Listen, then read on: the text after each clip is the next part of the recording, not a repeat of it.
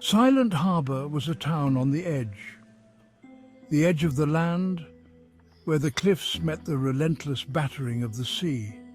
But more importantly, it was on the edge of something far more unsettling, something that lurked within the thick, unnatural fog that clung to the town like a shroud. The fog was a constant companion. It rolled in from the sea, thick and heavy, swallowing the town whole.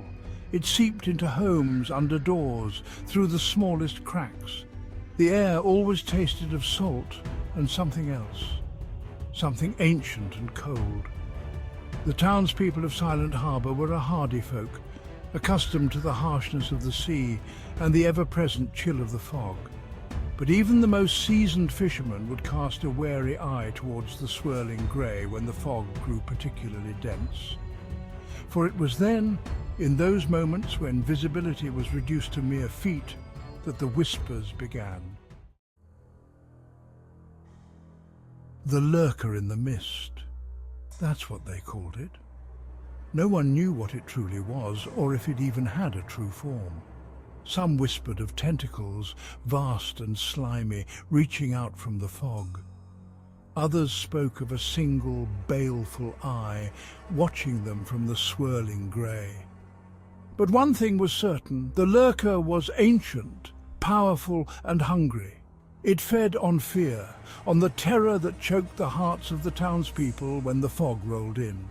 The fog was its domain. It moved within it, shaping it, becoming one with the oppressive blanket of white. Sounds were muffled, distorted. A shout became a strangled gasp. Footsteps were swallowed whole, leaving only an unsettling silence in their wake. The lurker was always listening, waiting. On nights when the fog pressed close, thick enough to choke on, the whispers would begin. They were soft at first, barely audible, like the sigh of the wind through the rigging of a ghost ship. Names spoken in a raspy, hollow voice that seemed to seep into your very bones. The lurker knew your name. It knew your deepest fears, your darkest secrets. And it used them against you, whispering promises of relief, of escape, of an end to the fear that gnawed at your insides. But the price of the lurker's favour was steep. To answer its call, to acknowledge its presence, was to invite it in, to surrender yourself to the swirling grey abyss. There were stories, whispered in hushed tones by the firelight, tales of those who had been taken by the fog, fishermen venturing out on nights when even the bravest souls stayed ashore, their boats found drifting aimlessly, empty save for a lingering chill and the faint scent of brine and decay. Children lured away from their homes by the whispers, their laughter swallowed by the fog, leaving behind only distraught parents and echoing silence. No one who answered the lurker's call was ever seen again. They simply vanished, swallowed whole by the fog, their memories fading into legend and whispered warnings. The lurker was patient. It could afford to wait, for it knew that in time, fear and despair would drive even the strongest will to answer its siren song. Old Man Hemlock swore it was the fog that took his son. Swore it in the tavern, his voice hoarse and shaking, his eyes bloodshot and wild with grief. He told of the night years ago when young Thomas, barely a man, had gone out into the fog. He'd gone to meet a girl, they said, a girl new to town with eyes as grey as the fog itself. Some said Thomas had run off with the girl, seeking a new life beyond the suffocating embrace of Silent Harbour. But Old Man Hemlock knew better. He had seen the glimmer in the fog that night. A single, malevolent eye, watching from the swirling grey as his son disappeared into the mist, never to be seen again. The old man's warnings fell on deaf ears. The townspeople dismissed his ramblings as the ravings of a grieving father, driven mad by his loss. But deep down, a seed of fear had been planted, a fear that whispered of ancient evils lurking just beyond the veil of fog, waiting for their moment to strike. The lurker's hunger was insatiable. It craved not just fear, but also the life force of the living. It drew sustenance from their terror, their despair. The more the townsfolk feared, the stronger the lurker became. The fog itself seemed to pulse with a dark, malevolent energy. It clung to the skin, icy and damp, whispering secrets in a language older than time. Some nights, when the fog was at its thickest, you could almost feel the lurker's presence. A cold spot in the air, a prickling sensation on the back of your neck, the feeling of being watched by something unseen. Section 7. Trapped by the mist. The fog was a prison, trapping the townspeople of Silent Harbour in a perpetual state of fear and uncertainty. They became prisoners in their own homes, venturing out only when absolutely necessary. The streets were deserted, the once bustling harbour eerily quiet. Even the bravest souls, the hardened fishermen who had stared death in the face countless times, were afraid of the fog.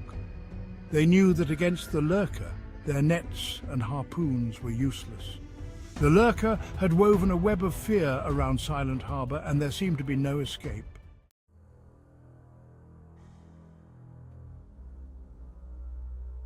Section 8. The Night of Screams. Then came the night of the screams. It began subtly, a faint, high-pitched wail carried on the wind.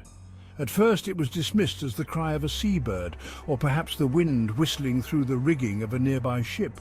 But as the night wore on, the screams grew louder, more insistent. They seemed to come from everywhere and nowhere at once, echoing through the fog-choked streets. Terror gripped the town. People barricaded themselves in their homes, desperate to shut out the horrifying sounds. Some whispered of a ship lost in the fog, its crew driven mad by the lurker's whispers. Others claimed that the screams were the cries of the lurker's victims, their souls forever tormented within the swirling grey abyss.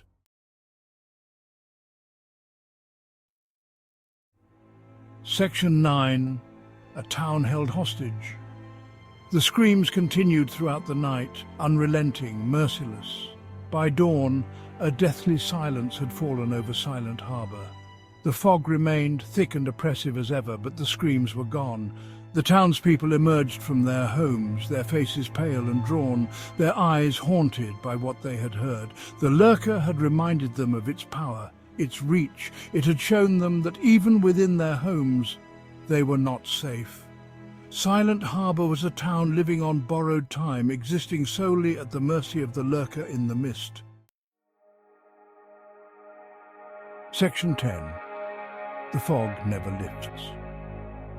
Life in Silent Harbour continued, but it was a pale imitation of its former self. The fog remained, a constant reminder of the lurker's presence. The laughter of children was silenced, replaced by nervous whispers and fearful glances over shoulders. The fishermen no longer ventured out at night, and even during the day they cast wary eyes towards the swirling grey, their hands never straying far from their harpoons. Silent Harbour was a town holding its breath, waiting for the inevitable day when the lurker in the mist would tire of their fear and claim them all for its own. For in that town, shrouded in eternal fog, they knew one thing for certain: the fog never truly lifts. It merely waits, biding its time, until the moment is right to claim its next victim.